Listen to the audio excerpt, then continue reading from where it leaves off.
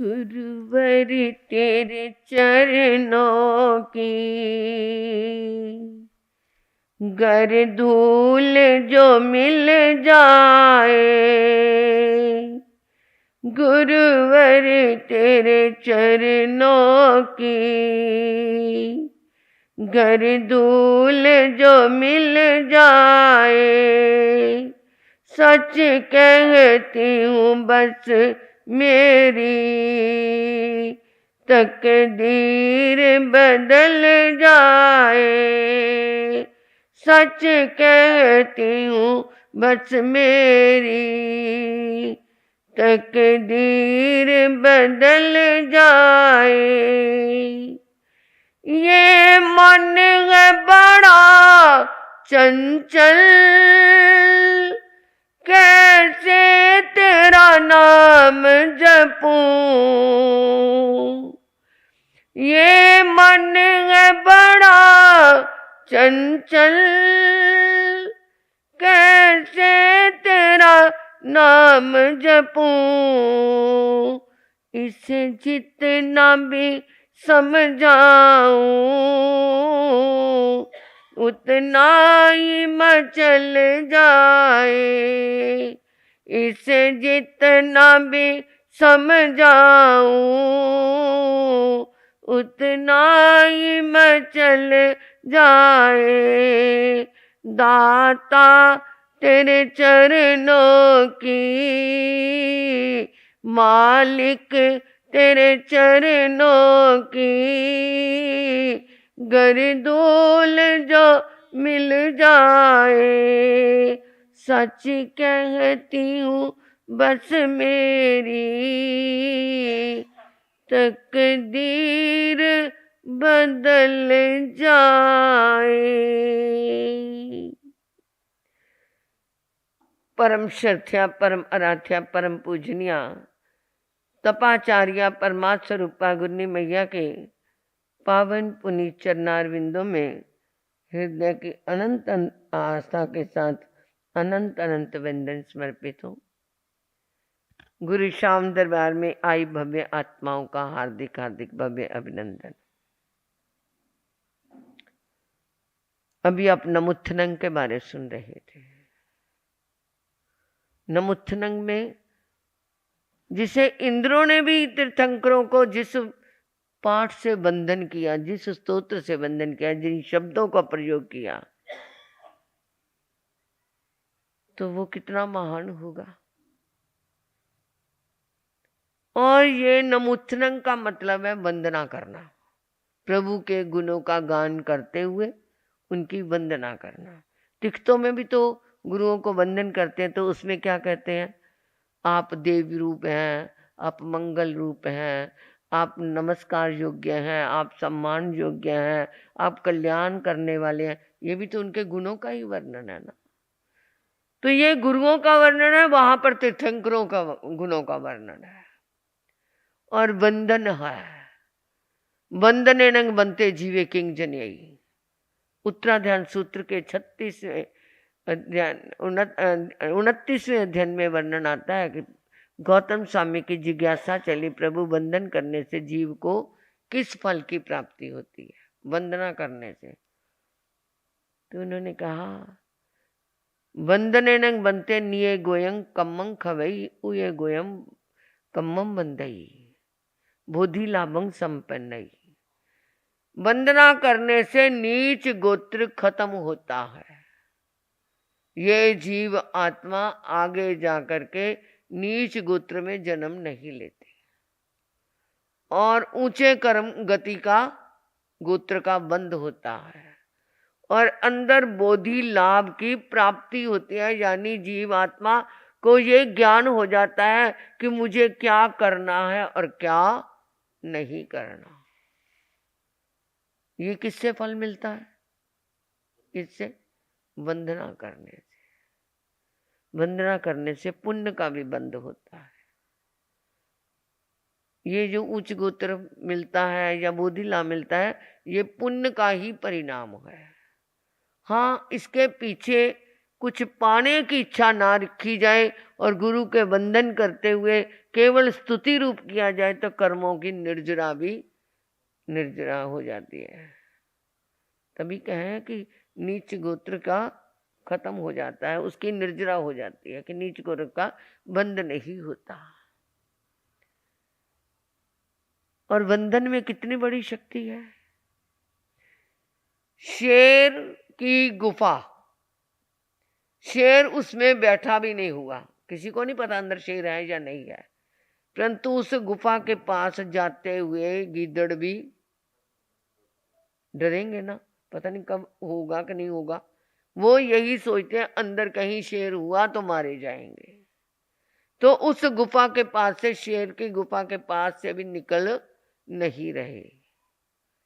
इसी तरह ही जिस हृदय के अंदर वंदन के शुद्ध भाव होंगे, गुरु के प्रति सम्मान होगा, तीर्थंकरों के गुणों का कीर्तन होगा, तो वो अंदर हमारे वो शेर का काम करेंगे और विकार रूपी गीदड़ पास में नहीं आएंगे।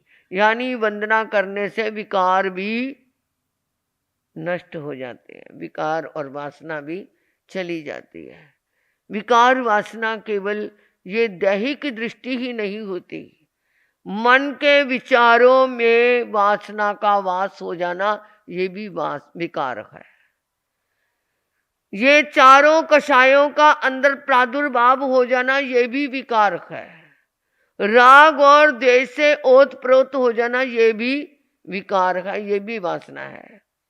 किसी को चाय का नशा है, उसके पीछे वो पड़ा रहता है, चाय चाय चाय, ये भी उसकी वासना है। सिगरेट का नशा, ये भी उसकी वासना है। यानी जिस चीज का जुनून चढ़ जाए, किसी को कपड़े पहनने का शौक आ गया, ये भी उसकी वासना है। किसी को किताब के प्रति ऐसा लगाव हो गया कि पढ़ने के बाद नहीं, जब मेरी किताब है, मेरापन आ गया और उस किताब को कोई छीन ले गया, चोरी हो गई, तो उसके पीछे दुख मना रहे हैं, वो भी उसकी वासना है। कोई प्रिय चीज खाने वाली है और तुम्हारे सामने है परंतु तुम्हारे को मिली नहीं, तो मन में हलचल सी पैदा हो गई, ये भी तुम्हारी वासना है। तो जो हम गुरु कीर्तन करते हैं, प्रभु कीर्तन करते हैं, प्रभु की स्तुति करते हैं, उससे हमारे ये वासना और विकार क्या होते हैं? क्षय होते हैं। नमुत्थनम के पाठ में आपने पढ़ा, शिव मैल मरुए मनंत। शिव प्रभु, आप शिव रूप हैं, मैल आप अचल रूप हैं। तो जब हम उनके गुणों का गान करेंगे तो हम भी किसी ना किसी रूप में शिव रूप बन सकते हैं। शिव का मतलब क्या होता है? सनातन रूप, कल्याण रूप। हम भी, क्योंकि सिद्ध आत्मा सनातन हो गई, शाश्वत हो गई, जिसका कभी नाश नहीं होना, तो किसी न किसी समय हमारे अंदर वो गुण भी शिव रूप में आकर के स्थापित हो गया, तो हमारे अंदर वो शक्ति आ सकती है। मयल अचल रूप है, आप चलाए मान नहीं होने वाले। संसार के वैभव को देख करके, संसार की आसक्ति को देख करके उसमें फंसने वाले आप नहीं है, इसलिए अचल है। मक्खय मभावा, आप अक्षय है, अब बाबा बाधा रहित है। तो जब इतने महान गुणों का हम कीर्तन करेंगे, करते करते हमारे अंदर भी वो अक्षय रूप आ जाएगा, जिसका कभी नाश ना हो। कोई बाधा नहीं आएगी हमारी आत्मा को ऊपर जाने में। कब ये होगा? जब हम प्रभु के गुणों का सही रूप में गान करेंगे। ये नहीं भगवंता ऐसे पढ़ने से नहीं होगा। जब उसको अपने अंदर उतारेंगे, अपने एक तिख्तों का पाठ शुद्ध रूप से अंदर उतार लिया ना, जो सबको आता है तिख्तों, तो उससे भी हमारे कर्मों की निर्जरा हो जाती है। वो भी वंदन है, वो गुरु को वंदन है और नमुत्थनम में तीर्थंकर को वंदन है। बस इतना फर्क है। तीर्थंकर के गुणों का वर्णन हो जाता है, उसमें उनके गुणों को वंदन किया जाता है, और यहाँ पे गुरु अभी छद्मस्त जीव है, इसलिए उनके गुणों का वंदन और स्तुति की जाती है। और वंदना करते हुए पहले क्या होता है, फिर मन के अंदर नम्रता आती है, नम्रता आती है तभी वंदन किया जाता है। नवकार मंत्र में सबसे पहला शब्द क्या है? नमो। नमो का मतलब नमस्कार, नमस्कार झुकना, वंदन करना। तो इसीलिए प्रभु ने कहा पहले अंदर सरलता, हृदय में सॉफ्टनेस आएगी तभी वंदन किया जाएगा, नहीं तो ऐसे ऐसे किया। जब क्या है, हृदय में अच्छी तरह श्रद्धा होती है तो इंसान झुक झुक के क्या करता है, उस वंदन में और उस वंदन में क्या होता है, फर्क होता है। राजा सैनिक के मन में आया, कई बार आपने सुना होगा परंतु जब भी सुनो तभी ये नया है। राजा सैनिक के मन में आया, मैं प्रभु के चरणों में जाता हूँ, प्रभु को वंदन कर देता हूँ, उनके गंधरों को वंदन कर देता हूँ, या उनके बड़े बड़े संतों को वंदन करता हूँ। अरे प्रभु के तो साथ 500-500, वैसे 14,000 शिष्य थे, 500-500 तो साथ में भी रह जाते थे। मैंने छोटे संतों को वंदन कभी ऐसे नहीं किया। क्या उन्होंने घर नहीं छोड़ा, परिवार नहीं छोड़ा, माँ बाप का प्यार नहीं छोड़ा? उन्होंने भी तो सब कुछ त्याग किया है। कल को मैं जाके सबको वंदन करूंगा। रात भर उसका ये चिंतन चलता रहा कि मैं कल सबको जा करके वंदन करूंगा। पहले तो ये भाव आया, तभी उसकी कर्म की निर्जरा हो गई। फिर उसने रात भर ये चिंतन बना रहा कि कल जाके मुझे वंदना करनी है, कल जाके मुझे वंदना करनी है। प्रभु के चरणों में पहुंच गया, प्रभु को वंदन किया, गंधर्वों को वंदन किया, और अब छोटे संतों को भी क्या करने लगा, 3 बार तिख्तों के पाठ से वंदन करने लगा। अभी उसने 50 के संतों को वंदन किया होगा तो वो क्या हो गया जी, पसीना पसीना हो गया। 3 बार उठना बैठना, तो वो तो क्या हो गया, हाल बेहाल सा हो गया। कहता चल अब दूर से ही वंदना कर लेता हूँ, भाव तो है ना छोटे संतों का, अब मेरे में हिम्मत नहीं है, अब नहीं वंदना करता। वंदना करके वो प्रभु के पास आके बैठा। कहते सैनिक, तेरे 7 नरकों के बंधन बंधे हुए थे, और तूने ये जो आज शुद्ध हृदय से विधि पूर्वक वंदना की, तेरे 6 नरकों के बंधन क्या हो गए, कट गए। 1 नरक का बंधन रह गया है। प्रभु मैं दोबारा वंदना कर देता हूं, अब मैं सबको वंदना करूंगा, मुझे नरक में नहीं जाना। वो कहते सैनिक, पहली वंदना में और अब की वंदना में क्या है, क्या फर्क है? पहले निस्वार्थ थी, गुणों के रूप में तू कर रहा था, संतों को वंदना कर रहा था। अब जो तू वंदना करेगा किस लिए करेगा, कि मेरा नरक का बंधन कट जाए। तो इसलिए अब तेरा ये नरक का बंधन नहीं कटेगा। प्रभु मुझे नरक में नहीं जाना, आपका शिष्य होकर के मैं नरक में जाऊं, कोई उपाय बता दो। वो आपको पता है उपाय उन्होंने कई बताए थे कि अपनी जो तेरी दासी है ना, उससे क्या कर दे, संतों को आहार पानी दिलवा दे। तो कहता ये तो काम आसान है, मैं मेरी दासी मेरा कहना नहीं मानेंगी। घर गया, उसको दासी को कहता आज संत आएंगे, अपने हाथों से आहार दे देना। मर जाऊंगी परंतु संतों को आहार नहीं दूंगी। उसने जबरदस्ती कड़छी बांध दी हाथ पे, और संत आएंगे तो उसका हाथ पकड़ के ऐसे दिलवाएगी। वो आहार दिलवा रहा है और वो क्या बोल रही है, मैं नहीं दे रही, राजा की कड़छी दान दे रही है। मैं नहीं दे रही, राजा की कड़छी दान दे रही है। उसे तो ये महसूस ही नहीं हुआ, क्योंकि वो मुंह मुंह में बोल रही थी। दौड़ा आया, प्रभु दान दिला दिया। किससे? दासी से। उसने दान दिया ही नहीं, तूने जबरदस्ती कड़छी बांधी, क्योंकि प्रभु तो जानी जानते। जबरदस्ती कड़छी बांधी है और जबरदस्ती उससे दिलवाया है। वो तो मुंह में क्या है बोल रही थी, मैं नहीं दे रही, राजा की कड़छी दान दे रही है, तेरा नरक का बंधन नहीं कटेगा। अच्छा, अपनी दादी से उपाय पूछा, दादी को कहो कि संतों के दर्शन कर लेना। हाँ, मैं अब संतों को बिना बताए ले जाऊंगा। अब वो क्या है, दादी के को इतना ही कहा कि संत आएंगे दर्शन कर लेना। मैं नहीं दर्शन करूंगी, मर जाऊंगी, नदी में कूद जाऊंगी, फांसी लेके मर जाऊंगी, परंतु मैं संतों के दर्शन कैसे नहीं करेगी। कोठड़ी में बंद कर दिया, बाहर से दरवाजा लगा दिया, संत आएंगे एकदम दरवाजा खोलूंगा तो सामने वो कहाँ जाएगी, दर्शन तो हो ही जाएंगे ना। वो ऐसी अभवी आत्मा थी जिसने तरना नहीं था, डूबना था। कहती ये मेरे साथ जबरदस्ती करता है ना। अंदर बैठे बैठे आंखें फोड़ ली उसने, ना आंखें होंगी ना मैं दर्शन करूंगा। ऐसे अभवी आत्मा, धर्म का संयोग मिलने पर भी जो धर्म ना कर पाए, संयोग सामने मिला दान करने का, उस संयोग से दूर हो जाए, दान ना कर पाए, तो वो जीव आत्मा अभवी होती है। आंखें फोड़ ली मैंने, दर्शन करने नहीं, संत उसने दरवाजा खोला तो वो तो आंखें तो है ही नहीं थी, निराश हो गया। प्रभु कोई और उपाय बताओ। पुनिया श्रावक से एक सामायिक ले दो। ले लूंगा, मेरी नगरी में रहता है श्रावक, मेरा कहना तो मानेगा। पहुंच गया पुण्य श्रावक के यहां, वो सामायिक में बैठा हुआ है।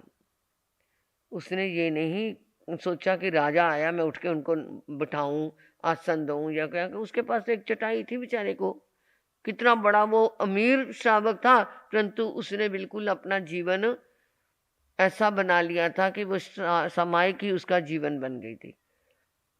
तो उसने कुछ नहीं किया, राजा खड़ा रहा, उसने ये भी नहीं कहा कि आप बैठो।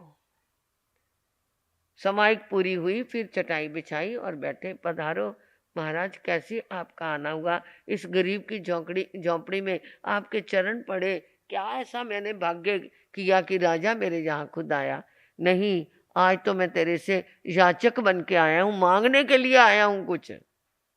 आज मैं राजा बन के नहीं आया, भिखारी बन के तेरे पास आया। क्या मुझे अपनी एक सामायिक मोल दे दे, जितना मूल्य कहेगा उतना दे दूंगा, मेरुगिरी पर्वत जितना भी धन दे दूंगा, परंतु तू मेरे को एक सामायिक दे दे। इसकी कीमत मैं तो जानता नहीं, प्रभु से ही पूछ लेना। प्रभु के पास आया, प्रभु वो तो कहता है सामायिक की कीमत आप ही बताओगे। अरे सैनिक, एक सामायिक की कीमत पूरे जम्बू द्वीप का धन भी तू दे दे तो भी नहीं चुका सकता। एक जीव मर जाता है, उसको दोबारा तुम जीवन दान दे सकते हो? तो सामायिक में हम 6 जीवनी कायों के क्या बनते हैं? पृथ्वी के, पानी के, हवा के, अग्नि के, वनस्पति के, त्रस के, व्यंद्री तेंद्री, सब जीवों के क्या बन जाते हैं? हम रक्षक बनते हैं ना, उनको मारते नहीं ना सामायिक में। ना भाव लाना, ना करना, ना कराना, ना करने वाले को अच्छा जानना, तो ये सामायिक होती है ना हमारी। तो वो तो इतने जीवों को इतनी पवित्र सामायिक करता है कि वो इतने जीवों का रक्षक है। तू कितने जीवों को जीवन दान दे सकता है? तो ये भी नहीं मैं खरीद सकता। नहीं, तुझे नरक में तो जाना ही पड़ेगा, क्योंकि तूने ये कर्म निकाचित कर्म बांधा हुआ है। जिस कर्म करते हुए, मन से, वचन से, काया से करते हुए, कराते हुए, अनुमोदित करते हुए, ये हम उसमें रस लेकर के कोई कर्म करते हैं, तो वो कर्म हमारा निकाचित बंधन हो जाता है। उसको हम जप तप से भी काट नहीं सकते। हल्का हो सकता है, जैसे किसी कपड़े पे मजीठिया रंग चढ़ गया, वो कपड़ा फट जाएगा, उसका रंग नहीं खराब होगा, थोड़ा धुंधला पड़ सकता है, हल्का पड़ सकता है। जैसे हम ऊपर जाना है, लिफ्ट में चढ़ के जाएंगे, जोर नहीं लगेगा। तो जप तप करते हुए वो कर्म भोगेंगे। चढ़े तो लिफ्ट से हैं, सीढ़ियां तो वही पार की हैं, परंतु जप तप करते हुए, साधना करते हुए, त्याग करते हुए जीवन बिताएंगे, तो वो निकाचित जो कर्म का बंधन है वो हमें दुखदाई महसूस नहीं होगा। लिफ्ट में जोर नहीं लगेगा, इसी तरह ही वो निकाचित बंधन, ऐसा अगर ऐसा मुसीबत आ भी गई तो मन में समता होगी, मेरे कर्म का बंध है, मैंने ही भोगना है, तो उसमें इंसान व्याकुल नहीं होता, परेशान नहीं होता। और जो परेशान होता है इसका मतलब उसने अभी साधना में जीवन बनाया ही नहीं। तो ये वंदना करने से इसका ये फल मिलता है कि हमारे जो निकाचित कर्म करने में एक तो हमारे को क्या है, पहले रुकावट ही हो जाती है, हम वो बंधन बांध नहीं सकते। अगर बंध भी गया तो उसको भोगने में हमें दुख महसूस नहीं होगा, समाधि हमारी बनी रहेगी। इसलिए जो भी क्या है, बंधन करो तो तुम्हारे कर्म क्षय होंगे, कर्म क्षय भी होंगे, पुण्य का बंध भी होगा, कर्म की निर्जरा भी होगी। तो कोई अच्छा कार्य का संयोग मिले तो उसकी अनुमोदना कर देना। कहीं बुरा कार्य करने का सामने दिखे तो उसके पीछे हट जाना, मौन कर लेना, उसकी कोई अनुमोदना नहीं करनी, तो तुम्हारे कर्म का बंध नहीं होगा। अब शहद की मक्खियों का छत्ता है, तोड़ने वाले आ गए, कोई कहता आग लगा दो, कोई कहता ऐसे तोड़ दो। अगर आप भी कहो नहीं नहीं ऐसे तोड़ेगा ना तो तेरे को ऐसे जल्दी हो जाएगा, तो वो तुम्हारा भी संयोग उसमें लग गया। आप शांत रहो, वैसे तो देखो ही ना, करने वाला अपना कर रहा, कोशिश करो उसे रोकने की, नहीं रुकता तो वो अपना काम करता है, तुम पीछे हट जाओ, तो तुम्हारे कर्म का बंध नहीं होगा।